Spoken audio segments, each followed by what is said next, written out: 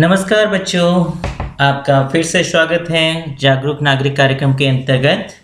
तो आज का हम सेशन नंबर 2 शुरू करने जा रहे हैं। हमारा टॉपिक है मानवीय संभावनाएं जो हमारे लिए खुली हैं। तो चलिए शुरू करते हैं। टॉपिक शुरू करने से पहले सेशन नंबर 1 का एक बार हम पुनरावलोकन कर लेंगे।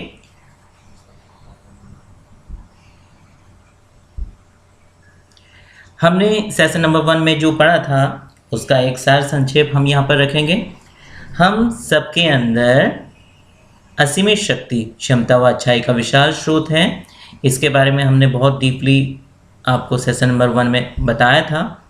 तो इस शक्ति व क्षमता को तब अनुभव किया जा सकता है जब हम में से प्रत्येक हर बार ये कहता है, क्या कहता है, मैं कर सकता हूँ या मैं कर सकती हूँ। जब हम में आत्मविश्वास आएगा कि मैं कर सकता हूँ या मैं कर सकती हूँ, तो इस शक्ति व क्षमता को तब अनुभव किया जा सकता है। आगे चलते हैं। जितना अधिक हम स्वयं में विश्वास रखते हैं उतना ही अधिक हम स्वयं में निहित असीमित शक्ति व क्षमता को जागृत करने में सक्षम होते हैं। जितना ज़्यादा से ज़्यादा हम अपने में विश्वास रखेंगे, कॉन्फिडेंस रखेंगे, आत्मविश्वास रखेंगे, उतना ही अधिक हम स्वयं में छिपी हुई शक्ति को, वो क्षमता को जागृत करने में सफल होंगे या सक्षम होंगे। जैसे कि आप चित्र के माध्यम से देख रहे हैं ना, जितना आत्मविश्वास उनका बढ़ता रह रहा है तो वो स्टेप बाय स्टेप एक एक सीढ़ी ऊपर चढ़ते जा रहे हैं। आगे चलते हैं। अतः स्वयं में निहित असीमित शक्ति व क्षमता को जागृत करने के लिए सबसे महत्वपूर्ण आवश्यकता है, क्या है? अपने आप में विश्वास। ठीक है, तो अपने आप में विश्वास सबसे महत्वपूर्ण है। अतः हम स्वयं में जितना अधिक विश्वास रखते हैं उतना ही अधिक हम अपने अंदर की असीमित शक्ति को जागृत कर सकते हैं। आगे देखते हैं। तो बच्चों, अब हमारा एक नया यहाँ से टॉपिक स्टार्ट होगा।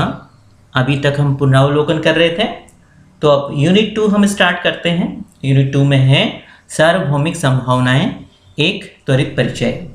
सार्वभौमिक संभावनाओं के बारे में हम इस टॉपिक को हम क्लियरली यहाँ पर जानेंगे।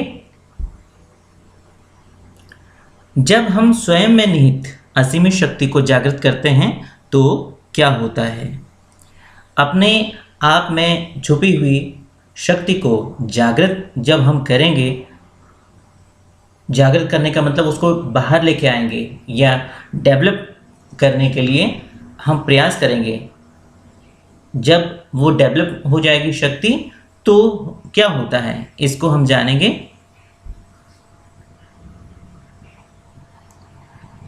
इसका पहला व सबसे महत्वपूर्ण प्रभाव है, जो सबसे पहला प्रभाव है कि हम असाधारण व्यक्तित्व व आत्मबल का विकास करते हैं।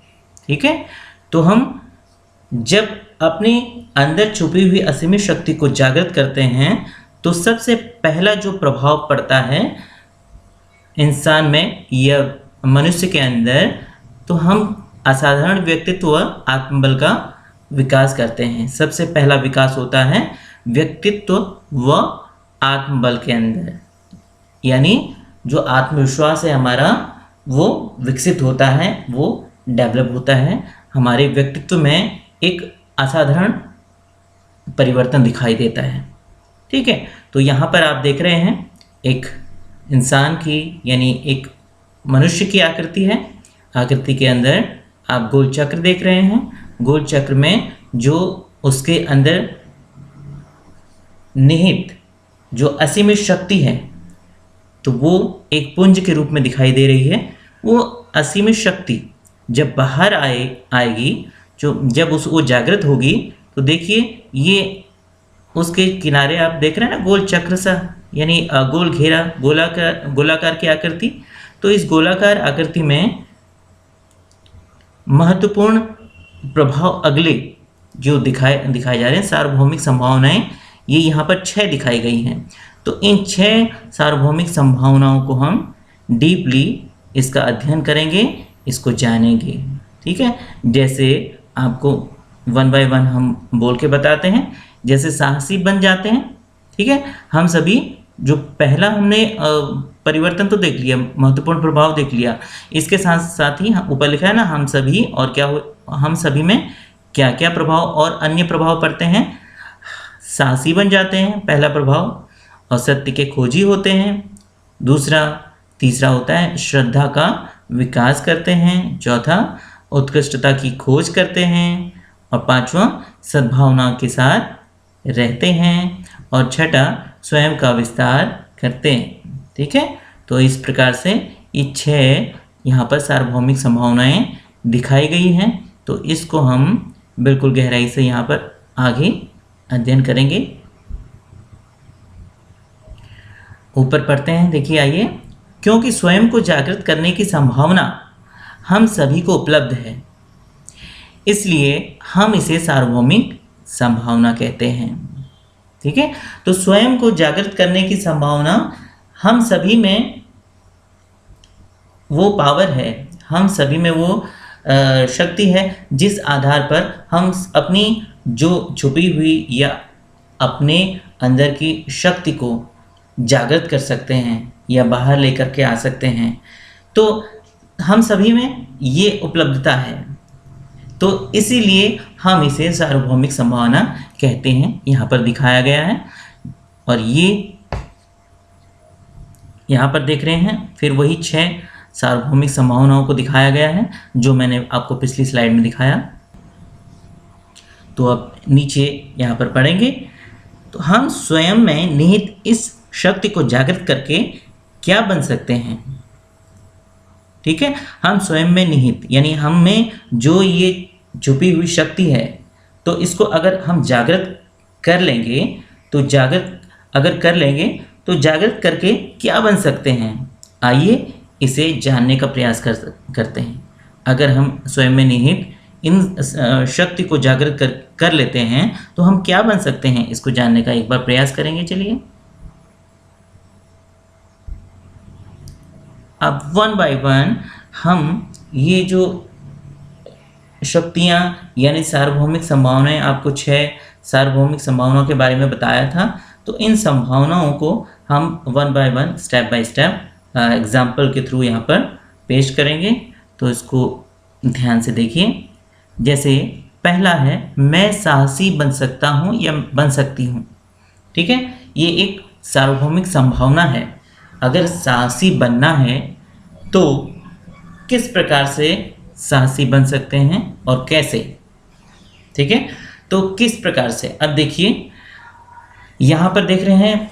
सबसे पहले हम उदाहरण को यहाँ पर पढ़ते हैं।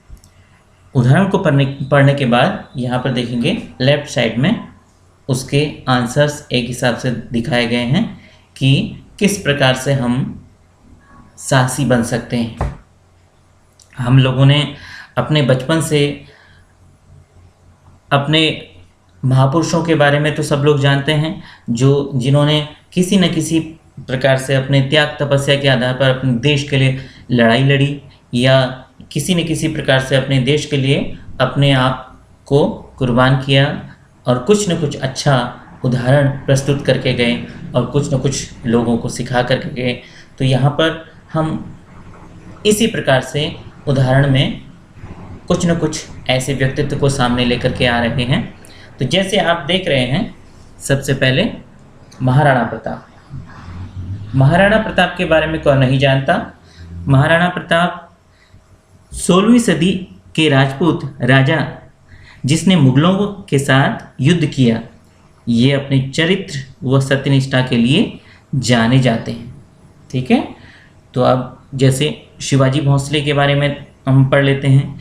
17वीं सदी का मराठा राजा, एक योद्धा जिसने मराठा राज्य की स्थापना की, वह भारतीय संस्कृति और धार्मिक परंपराओं को पतन से बचाया। दोनों ने कहीं ना कहीं देखिए अपने साथ साथ अपने राज्य के लिए, अपने साथ साथ अपने राज्य के लिए, अपने स्थान विशेष के लिए लड़ करके कुछ न कुछ ऐसे हित के कार्य किए जो अपने साथ साथ समाज के भी हित में रहा। तो यहाँ पर हम लोग देखेंगे कि अगर वास्तव में अगर किस प्रकार का उन्होंने कार्य किया, साहस का कार्य किया। हम क्या चीज़ पढ़ रहे हैं, मैं साहसी बन सकता हूँ या बन सकती हूँ। उदाहरण में आप लोग देख रहे हैं ना, महाराणा प्रताप का उदाहरण दिखाया जा रहा है, शिवाजी भोंसले जी का उदाहरण दिखाया जा रहा है। तो हम इन्होंने किस प्रकार से अपने इस लड़ाई को लड़ा और विजय हासिल की। साहस अगर उनके पास नहीं होता तो इतनी बड़ी लड़ाई को वो कैसे जीत पाते और कैसे कर पाते। ठीक है, इसी प्रकार से देखिए लेफ्ट साइड में हम लोग देखते हैं कि मैं साहसी बन सकता हूँ या बन सकती हूँ। किस प्रकार से, हिम्मत दिखाकर या जिम्मेदारी व वचन का पालन करके, ठीक है, आज्ञा पालन का चुनाव करके, या परिणाम की परवाह किए बिना ईमानदारी से रहकर। हिम्मत दिखा करके, अब हिम्मत तो दोनों के यहाँ पर एग्जाम्पल में देख रहे हैं ना, हिम्मत दोनों के पास थी। जिम्मेदारियों व वचन का पालन करके जो राजा के नियम कानूनों के आधार पर उस समय जो राजशाही चलती थी या राज्य पूरे चलता था, एक जिम्मेदारी के आधार पर, वचन के आधार पर जिसका वो अनुपालन करते थे। तो आज्ञा पालन का चुनाव करके ये सारी एक साहस को सामने रखकर किस प्रकार से हम अपने मुकाम को हासिल कर सकते हैं, तो ये चीज़ यहाँ पर दिखाई गई। तो मैं साहसी बन सकता हूँ या बन सकती हूँ, इस प्रकार से। अगली स्लाइड में चलते हैं। मैं स्वयं का विस्तार कर सकता हूँ या कर सकती हूँ। स्वयं का विस्तार करना, यहाँ पर आप देख रहे हैं ना, ये सबसे पहले पिक्चर को देखें।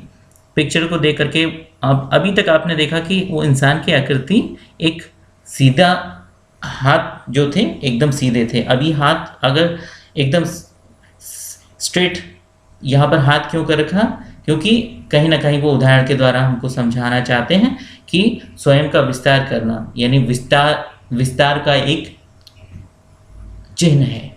यहाँ पर एक चिन्ह रूप में दिखाया गया है। तो इसको समझने के लिए अब एक बार हम पढ़ लेते हैं। न सिर्फ स्वयं की बल्कि संपूर्ण राष्ट्र की चिंता करने की क्षमता को जागृत करके स्वयं का विस्तार किस प्रकार से कर सकते हैं, यानी न सिर्फ स्वयं की, यानी अपने ही बारे में सोचना नहीं है, बल्कि संपूर्ण राष्ट्र के बारे में चिंता करना है। यानी संपूर्ण राष्ट्र के बारे में कहने का मतलब अपने समाज के बारे में, अपने आसपास के जो भी समस्या है उसको सुलझाने के बारे में अगर हम सोचेंगे, यानी कहीं पर अगर हम पूरे समाज के साथ साथ स्वयं हम फंसे हुए हैं तो स्वयं को एक बाहर निकालने के लिए, अपने आप को बाहर निकालने के लिए ही नहीं सोचना है, बल्कि पूरे समाज के बारे में, उस समस्या से उभारने के लिए पूरे समाज को, अपने साथ साथ पूरे समाज को समस्या से उभारने के लिए सोचना है। अगला देखिए ना, अपनी प्रतिभा व पेशे को मानव कल्याण के लिए उपयोग करने की इच्छा को जागृत करके। ठीक है, स्वयं का विस्तार हम एक एक करके स्वयं का विस्तार करने को आपको समझा रहे हैं। हम अपने आप के साथ स्वयं का विस्तार कैसे कर सकते हैं। तो अपनी प्रतिभा व पेशे को मानव कल्याण के लिए, यानी हमारे अंदर जो टैलेंट है, ठीक है, तो अगर हमारे अंदर कोई प्रतिभा छुपी हुई है, कोई किसी प्रकार की भी हमें एक क्षमता है, तो उस क्षमता को, उस प्रतिभा को, उस पेशे को मानव कल्याण के लिए, मतलब पूरे संसार के लिए, इंसानों की भलाई के लिए हम उस टैलेंट का यूज़ करें, यानी उस प्रतिभा का हम यूज़ करें मानव कल्याण के लिए, उनके हित के लिए, उनके भले के लिए हम अगर उस प्रतिभा का यूज़ करें तो इस प्रकार से हम स्वयं का विस्तार कर सकते हैं।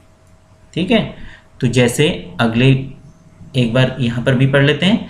सभी भारतीयों को अपना मानने की क्षमता को जागृत करके, यानी अपने अभी देश की बात हो रही है, तो सभी भारतीयों को अपना मानने की क्षमता को जागृत करके, यानी हम वास्तव में जब हम एक इंसानियत के रूप में चलते हैं तो हम स्वयं की तरह अन्य को भी मानें, यानी पूरे भारत को अपना मानें। ऐसा हम में एक क्षमता जागृत हो।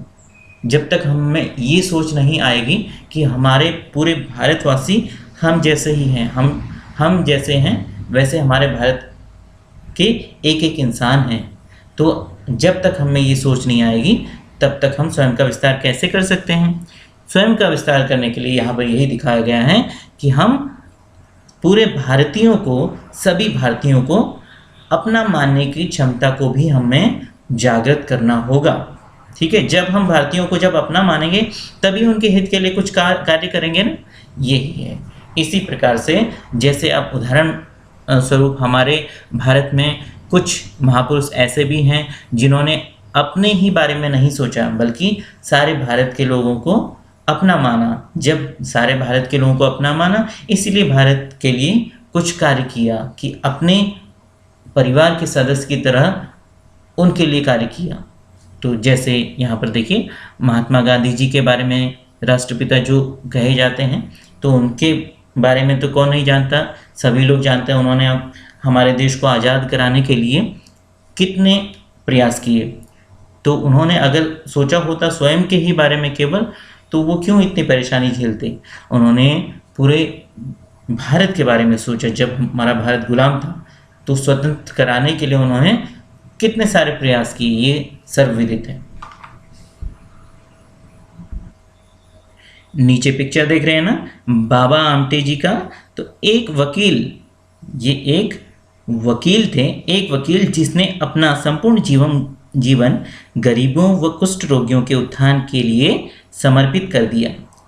पूरा उन्होंने जीवन गरीबों के लिए और कुष्ठ रोगियों के उत्थान के लिए, मतलब उनकी भलाई के लिए, उनको उनके जीवन में खुशहाली लाने के लिए अपने पूरे जीवन को उन्होंने समर्पित कर दिया था। अगर वो भी अगर स्वयं के बारे में सोचते तो इतना वो कष्ट क्यों उठाते।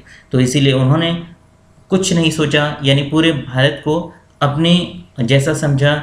जो गरीब हैं तो उनकी लाचारी को उन्होंने समझ करके, उनके दुख दर्द को समझ करके, तब उन्होंने ये पूरे जीवन को उनके लिए समर्पित कर दिया। चलिए अब अगली स्लाइड में चलते हैं।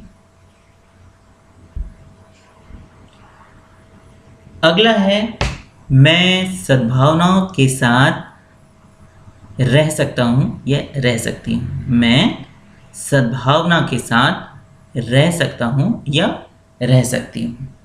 ठीक है, सबसे पहले हम यहाँ से शुरुआत करते हैं। ठीक है, सद्भावना को अब धीरे धीरे हम जानेंगे। अपने विद्यालय में हम कैसे रहते हैं। देखिए विद्यालय तो आपके लिए सबसे नज़दीकी उदाहरण है, क्योंकि आप और हम एक विद्यालय से ही जुड़े हुए हैं। तो अपने विद्यालय में हम सद्भावना के साथ किस प्रकार से रह सकते हैं। वास्तव में आज हम लोग सभी इतने शिक्षित समय में आ चुके हैं कि हम वास्तव में अभी सद्भावना के साथ रहना सीख गए हैं। जैसे सद्भावना यानी सबके साथ अच्छे भाव के साथ रहना है, यानी किसी छोटे बड़े का भाव ना रखना, किसी प्रकार का भेद एक दूसरे पे ना रखना, जैसे काले घोरे का भेद ना रखना, यानी उनके कद काठी के हिसाब से या किसी प्रकार के भी ऊंच नीच के हिसाब से या किसी भी प्रकार से एक अपने और दूसरे में पराये में अंतर ना रखना, यानी सबको समान समझना। सबको हम जब समाज में समान समझेंगे तो तभी तो हम में सद्भावना आएगी।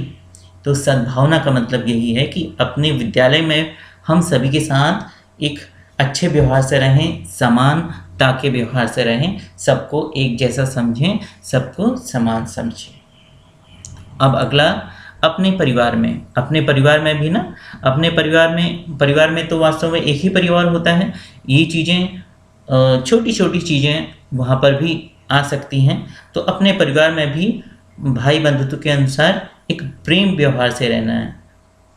ठीक है, तो किसी को जैसे कोई अगर पढ़ाई में थोड़ा सा कम है या ज़्यादा है, कोई अगर शक्ति में या हेल्थ में कुछ कम है या ज़्यादा है, ये किसी भी प्रकार के भी मतलब अपने मन में मतभेद नहीं रखने हैं, सबको समान रखना है, सब समझना है, सबको सबके साथ प्यार से रहना है।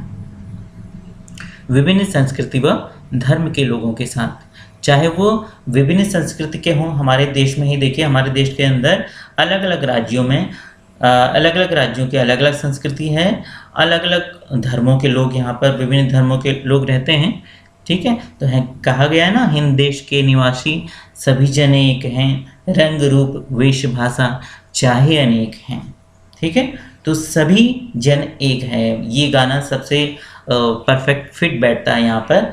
चाहे हमारे भारत के लोग विभिन्न संस्कृति के हैं या विभिन्न धर्म के हैं, तो उन लोगों के साथ, सब लोगों के साथ समानता से रहना है, प्यार से रहना है, सद्भावना के साथ रहना है, मिल करके रहना है, ठीक है। कि किसी के धर्म के प्रति अलग भाव नहीं रखना है, कि सभी का धर्म अपने आप में एक है और सभी का धर्म अपने आप में उनके लिए पूजनीय है। तो यानी सभी धर्मों का सम्मान करना है, सभी की संस्कृति का भी सम्मान करना है, ठीक है। अपने समुदाय में हम किस प्रकार से रहेंगे? अपने समुदाय में भी हम सद्भावना के साथ रहेंगे, बहुत प्यार से रहेंगे, बहुत प्रेम से रहेंगे। अब हम यहाँ पर दिए हुए उदाहरणों को देखेंगे। जैसे यहाँ पर एग्जाम्पल में दिया हुआ है ना, जैसे नेल्सन मंडेला, उनके बारे में देखिए, जिन्होंने नई दक्षिण अफ्रीका में काले और गोरों के एकीकरण के लिए कार्य किया, ठीक है। जहाँ पर वही मैं आपको बता रहा था ना कि किसी प्रकार से भी भेद अपने और किसी पराये में या किसी दूसरे में नहीं करना है, तो उन्होंने इनको एक करने के लिए कार्य किया, ठीक है। तो दक्षिण अफ्रीका में काले और गोरों के एकीकरण के लिए कार्य किया, तो इन्होंने भी एक उदाहरण प्रस्तुत किया।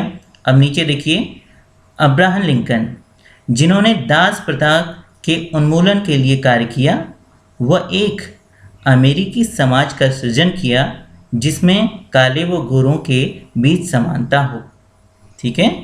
तो जिन्होंने दास प्रथा के उन्मूलन के लिए कार्य किया, वह एक अमेरिकी समाज का सृजन किया जिसमें काले व गोरों के बीच समानता हो। इन्होंने भी समानता के लिए, एक रूपता लाने के लिए प्रयास किया।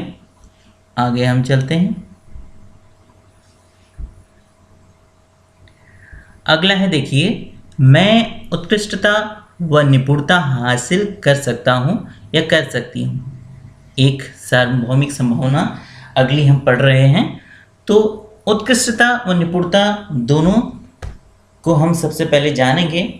उत्कृष्टता यानी हम अपने कार्य में जब बिल्कुल परफेक्ट हो जाते हैं, यानी सबसे अच्छा हम जब करने लग जाते हैं। और निपुणता मतलब हम परफेक्शन, यानी हमने अपने कार्य में जब परफेक्शन लेके आते हैं, तो वो किस प्रकार से हम कर सकते हैं, ठीक है। सबसे पहले तो यहाँ पर जिस प्रकार से कहा गया है, मैं उत्कृष्टता व निपुणता हासिल कर सकता हूँ या कर सकती हूँ, हम यहाँ पर एक एक सेंटेंस करके जानेंगे। यहाँ पर उत्कृष्टता में देखिए, चिन्ह रूप में हमको दिखाया गया है। यहाँ पर सबसे पहले एक आँख दिखाई है ना, आँखों की आकृति। नया जब पिक्चर में दिखाया जाएगा, मैं कोशिश करूँगा आप लोगों को यहाँ पर एक्सप्लेन करने की। तो हम यहाँ पर अपनी दृष्टि के आधार पर, ठीक है, यहाँ पर देखना चाह रहे हैं कि उत्कृष्टता और निपुणता किस प्रकार से हासिल कर सकते हैं, ठीक है। तो जैसे किसी भी प्रक्रिया या विधि के पालन में, ठीक है, किसी भी प्रक्रिया या विधि के पालन में जो भी प्रोसेसिंग है या रूल रेगुलेशन बनाए गए हैं, तो उसका अनुपालन करने में, ठीक है। तो अगला, अपने द्वारा बनाए गए उत्पादों में, अगर हम अपने द्वारा कोई प्रोडक्ट हम बना रहे हैं या अपने द्वारा कोई किसी प्रकार का भी एक नए उत्पाद बना रहे हैं, तो उसमें भी हम उत्कृष्टता और निपुणता हासिल कर सकते हैं। ठीक है, तो लोगों के साथ बातचीत करने के तरीके में, लोगों के साथ हम जब बात करते हैं ना, हम हमेशा ये चाहते हैं कि हमसे एक जो भी बातचीत करने वाला हो, दूसरा पर्सन हो, हमसे अच्छे ही रूप में बात करें। लेकिन वो क्यों, किस प्रकार से बात करेगा? जब हम भी उससे एक अच्छा रिस्पॉन्स देंगे, यानी हम भी उससे अच्छे से बात करेंगे, तो वो भी हमसे अच्छे से ही बात करेगा। ठीक है, तो हम अपनी बातों में या बातचीत करने के तरीकों में अगर एक अच्छी कोशिश करेंगे, अच्छे व्यवहार के साथ बात करेंगे, तो वास्तव में हम में उत्कृष्टता तो आ ही जाएगी। ठीक है, तो जब हम अपने बात करने के तरीके में एक सकारात्मक सोच के साथ निपुणता लाते हैं, तो इस प्रकार से हम बातचीत करने के तरीके में भी उत्कृष्टता व निपुणता हासिल कर सकते हैं। अगला है अपनी भूमिकाओं में, यानी किसी भी प्रकार से हम कोई भी कार्य कर रहे हैं। ठीक है, तो चाहे हमारा कलात्मकता के रूप में हो, है ना, तो हम उस भूमिका को वहाँ पर रखने में एक निपुण हो जाते हैं, जब जिस भूमिका से सब लोग आकर्षित हो जाएं, जिस प्रकार से। तो यहाँ पर भी हम अपनी भूमिका में, यानी हम अपनी बात को रखना हो या किसी भी प्रकार से, या हम अपनी कला की उत्कृष्टता यहाँ पर दिखाना चाह रहे हों, तो किसी भी प्रकार से अपनी भूमिका में भी उत्कृष्टता व निपुणता हासिल कर सकते हैं। ठीक है, अब इन चारों पॉइंट्स को यहाँ पर हम थोड़ा एक आध एग्जाम्पल से हम यहाँ पर समझने की कोशिश करेंगे। जैसे हम सबसे ऊपर हम यहाँ पर पिक्चर देख रहे हैं ना, ये पिक्चर तो कोई भी नहीं भूल सकते, है ना, इतने फेमस यहाँ पर क्रिकेटर हैं। तो सचिन तेंदुलकर यहाँ पर देख रहे हैं ना, यहाँ पर सबसे पहला उदाहरण उन्हीं का लिया गया है। तो उन्होंने खेल कूद में उत्कृष्टता हासिल की है, यानी वो इतने निपुण हैं अपने खेल में, अपने स्पोर्ट्स जो उन्होंने चुना क्रिकेट, तो उसमें इतने निपुण हैं कि उस एक प्रकार से सर्वोच्चता की सीमा उन्होंने हासिल की है। तो इतने निपुण हैं कि उत्कृष्टता उन्होंने अपने खेल में हासिल की है। अब नीचे देखिए, राजा राम रामायण में है ना, राजा राम, तो उन्होंने किस प्रकार से अपनी उत्कृष्टता दिखाई? पुत्र व राजा के रूप में उत्कृष्टता दिखाई। ठीक है, तो पुत्र के रूप में किस प्रकार से उन्होंने अपने आज्ञा पालन में वो कितने प्रसिद्ध हैं, उनका आज्ञा पालन के अनुसार उन्होंने वनवास तक अपने भोगा था। आज्ञा पालन के ही आधार पर वो वनवास गए थे, सबको मालूम है। तो इस प्रकार से उन्होंने पुत्र व राजा के रूप में उत्कृष्टता हासिल की। आगे हम चलते हैं। यहाँ पर देखिए, मैं अद्भुत श्रद्धा अथवा सकारात्मक विश्वास विकसित कर सकता हूँ या कर सकती हूँ। ठीक है, तो अब किस प्रकार से देखिए, अपनी धार्मिक परंपराओं में, ठीक है, एक सकारात्मक आत्मश्रद्धा कहते हैं ना, आत्मश्रद्धा, इसको हम जानेंगे। तो सकारात्मक विश्वास ही अपने आप में एक आत्मश्रद्धा का एक दूसरा रूप है। तो अपनी धार्मिक परंपराओं में हम सभी को अपनी धार्मिक जो परंपराएं हैं, तो उसमें एक सकारात्मकता रहती है, एक आत्मश्रद्धा रहती है, जिसके कारण वो अपने जितने भी धर्म की परंपराएं होती हैं उनको एक निभाते हैं, बड़े हर्षोल्लास के साथ मनाते हैं, है ना, तो उसका सेलिब्रेशन करते हैं।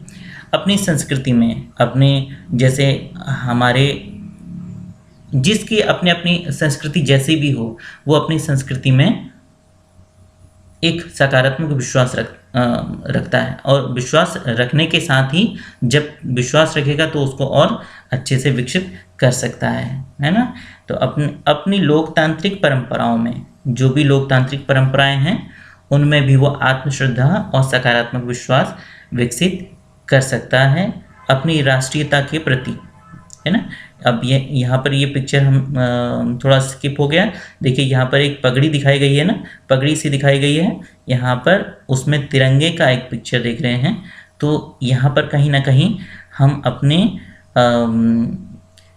राष्ट्र की बहुत एक मजबूत पिलर्स के बारे में हम बात कर रहे हैं। एक एक पॉइंट के आधार पर हमने यहाँ पर जैसे धार्मिक परंपराओं के बारे में बात की, अपनी संस्कृति के बारे में बात की, लोकतांत्रिक परंपराओं के बारे में बात की, है ना। अब यहाँ पर अपनी राष्ट्रीयता के प्रति, राष्ट्रीयता यानी हमारी जो भी राष्ट्रीयता है उसमें हम एक पक्का विश्वास रखें, सकारात्मक विश्वास रखें, तभी हम उसके लिए कुछ करने के लिए सोच सकते हैं। ठीक है, तो अब हम यहाँ उदाहरण के रूप में उसको और क्लियर करेंगे। भारत की कई अद्भुत सामाजिक व सांस्कृतिक परंपराएं हैं। इनमें से अधिकांशतः हमारी अद्वितीय भारतीय सभ्यता को प्रतिबिंबित करती हैं, जिस पर हमें गर्व एवं अटूट विश्वास होना चाहिए। ठीक है, तो कई ऐसी सामाजिक व सांस्कृतिक परंपराएं हमारे भारत में हैं। ठीक है, तो जो भारतीय सभ्यता को दिखाती हैं, है ना। तो जो अन्य देशों में अगर कहीं इस प्रकार से हम चले जाएं और भारत के हमारे भारतीय लोग अलग अलग जगहों में हैं, तो अलग अलग जगहों में होने के बाद भी अगर वहाँ पर हम अपने भारत की किसी सभ्यता को प्रतिबिंबित कर रहे हैं, तो किस प्रकार से अपनी परंपराओं को वहाँ पर भी लागू करके, अगर हम अपने घर में रह रहे हैं, एक घर में रह रहे हैं, तो वहाँ का जो भी नियम कानून हो, जो भी संस्कृति हो, लेकिन हम अपने माँ बाप का आदर कर रहे हैं। अब कहीं जाते हुए अपने माता पिता के चरण को स्पर्श करके हम घर से बाहर निकल रहे हैं, और आने वाले जब भी समय के अनुसार हमारे भारत में पर्व मनाए जाते हैं, होली हो, दीपावली हो, उसको वहाँ पर सेलिब्रेट कर रहे हैं। तो यहाँ पर ये भारतीय सभ्यता को हम प्रतिबिंबित कर रहे हैं। ठीक है, जिस पर हमें गर्व एवं अटूट विश्वास वास्तव में होना चाहिए। यहाँ पर देख रहे हैं ना पिक्चर में, हम दिए जला रहे हैं, तो दीपावली का सेलिब्रेशन हम लोग करते हैं, है ना।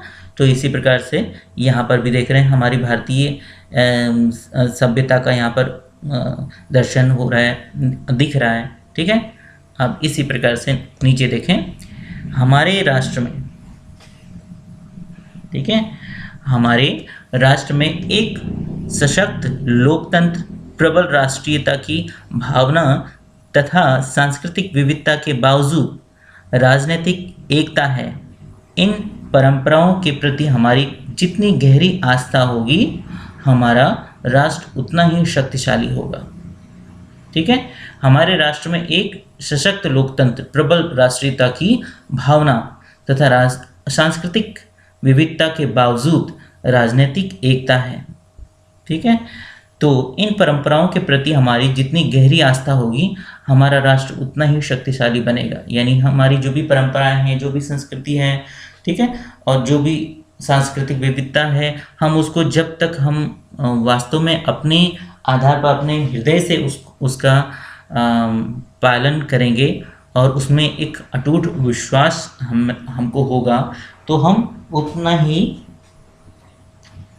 उतना ही उसे, हमारा राष्ट्र उससे शक्तिशाली बनेगा। ठीक है, तो हम कहते हैं ना, एक बूंद बूंद से घड़ा भरता है, वैसे एक एक व्यक्ति अगर हमारा भारत का इस सोच से आगे बढ़ेगा और इस सोच को एक रूप देगा, तब जाके हमारा राष्ट्र शक्तिशाली होगा। चलिए आगे चलते हैं। मैं सत्य का खोजी बन सकता हूँ या बन सकती हूँ। ठीक है, किस प्रकार से सत्य का खोजी बन सकता हूँ या बन सकती हूँ। अब देखिए आगे, यहाँ पर भी वही है, दोनों हाथों को एक स्ट्रेट पोजीशन में, जैसा कि पहले विस्तार करना में हमने दिखाया था, तो उसके सत्य का खोजी बनना, पीछे देख रहे हैं ना, बहुत एक विशेष गोल चक्र के रूप में, सूर्य के रूप में उसका प्रकाश बाहर निकल रहा है। तो इसी हिसाब से हम सत्य का खोज हम किस प्रकार से कर सकते हैं, सत्य का खोजी किस प्रकार से हम बन सकते हैं, देखते हैं यहाँ पर। साहित्य, संगीत व कला के माध्यम से सत्य की खोज करके। ठीक है, तो अब हम किसी एक ऐसी चीज़ की खोज कर रहे हैं जो वास्तव में सबके लिए अच्छी हो, सबके हित में हो और उससे कहीं न कहीं एक सकारात्मक प्रभाव पड़े और सबके हित में हो। इसी प्रकार से जैसे साहित्य, संगीत व कला के माध्यम से, अगर साहित्य, संगीत और कला में हम एक नई खोज करेंगे किसी प्रकार से, तो हम कहीं न कहीं एक सत्य की खोज कर रहे हैं। जैसे विज्ञान के माध्यम से सत्य की खोज करके, अब कार्य व सेवा के माध्यम से सत्य की खोज करके, धर्म के माध्यम से सत्य की खोज करके, हर चीज़ में हम एक सच्चाई के आधार पर हम एक नई खोज को सामने लाएंगे। ठीक है, चाहे विज्ञान में तो एक से एक आविष्कार, नए आविष्कार को सामने लाएंगे, चाहे साहित्य, संगीत, कला में हो, विज्ञान के माध्यम से हो, तो चाहे कार्य व सेवा के माध्यम में हो, धर्म के माध्यम से सत्य की खोज करके हम सत्य के खोजी किसी हिसाब से, एक हिसाब से बन सकते हैं। यहाँ पर जैसे एग्जाम्पल में देख रहे हैं ना, अल्बर्ट आइंस्टीन विज्ञान में सत्य के खोजी हैं। ठीक है, इनको कौन नहीं जानता है एक हिसाब से साइंस के आधार पर। यहाँ पर कृष्णमूर्ति सब लोग जानते हैं, तो धर्म में सत्य के खोजी रहे हैं। तो यहाँ पर हमने देखा कि सत्य का खोजी किस प्रकार से